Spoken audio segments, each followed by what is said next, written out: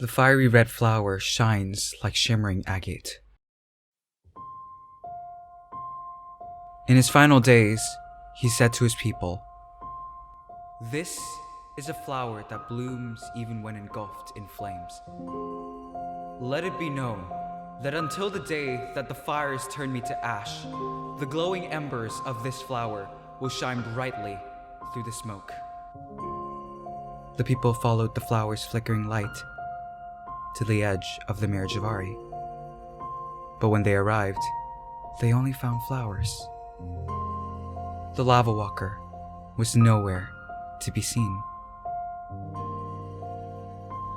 Legend has it that there exists a bird of solidarity, singing in the raging flames. People worshipped it as a totem, while kings saw it as a symbol of nobility. Donning his feather, the Lavawalker retreated from the outside world. Alone he came, and alone he went, leaving no trace behind. They say that since then, cries could be heard in the Mare Jivari. Nobody knows if these are the songs of the bird or the sighs of the Lavawalker. The story of the Lavawalker continued even after he had traveled across the Mare Jivari. They say that he spent another 100 years living as a hermit, but this short retreat brought little relief to his burning torment. During his time as a secluded sage, the Lavawalker struggled to bear the eternal fire. He crafted this hourglass to mark the passing of time. As the flames blazed, burning sand flowed endlessly through the hourglass, day after day. Sadly, the Lavawalker found ways to cope with the scorching flames. He could never quench the torturing flames of time.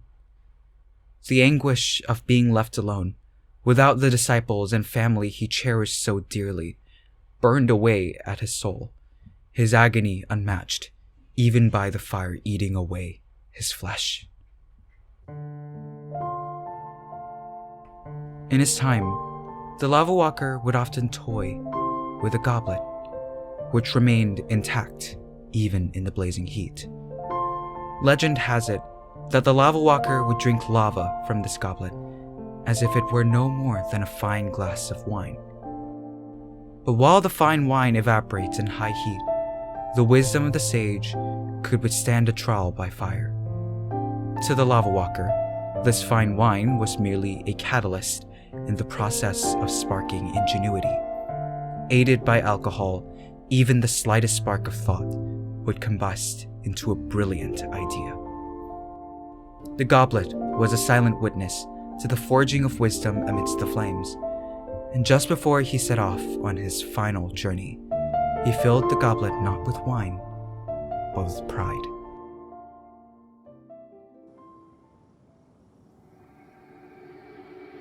The wandering sage of the Mare Jivari crafted this circlet from crimson agate to resist the intense heat of the flames.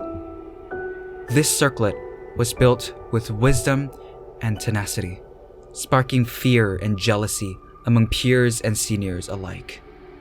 How dare the Lavawalker challenge the flames of the Mare Jivari? Such blasphemy has not been seen in hundreds of years. The flaming sea will devour this arrogant young man, and the wind will blow his ashes into the void. His mentor, in a fit of jealousy, demanded him to don the circlet and enter the sea of flames alone. But they could only watch as he calmly strolled across the lava and gradually disappeared into the horizon.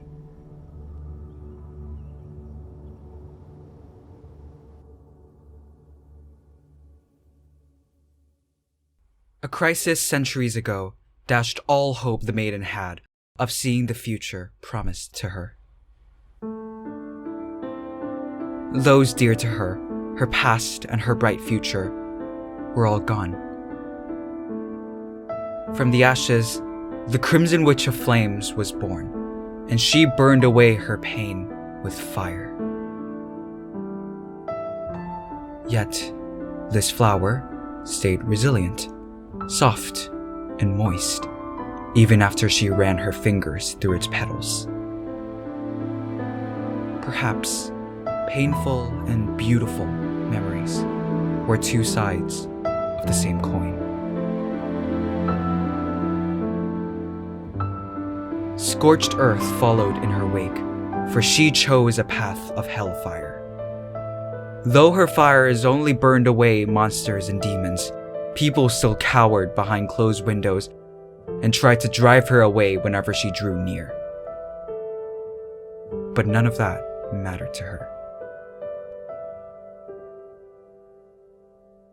New hopes rose like phoenixes from the fires of old pains. The Crimson Witch no longer needed comforting nor sympathy. Perching by her side, the birds gave her all the understanding she needed.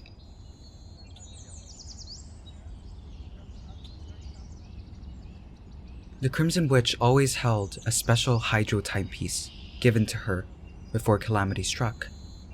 Back then, she was still a maiden and had not yet embarked on her journey. One cycle of the timepiece was all the time she took to finish her study at the academia. But when she returned to her hometown, she found that its previous owner had become a casualty of the crisis. Her maiden years were over. The Crimson Witch of Flames was born, and with her came an era of destruction. The timepiece bore witness to the days of monsters and the pain they caused until all was burned away. The Crimson Witch of Flame walked upon the earth, burning monsters into cinders. Rumor told of how she sacrificed her mortal body to become the embodiment of liquid fire herself. Still, love and longing once dwelt in her heart until fires burned away that beautiful and fragile part. Thus, she became the witch that historians were loath to remember. To the Crimson Witch of Flame, her large hat shielded her from surrounding distractions.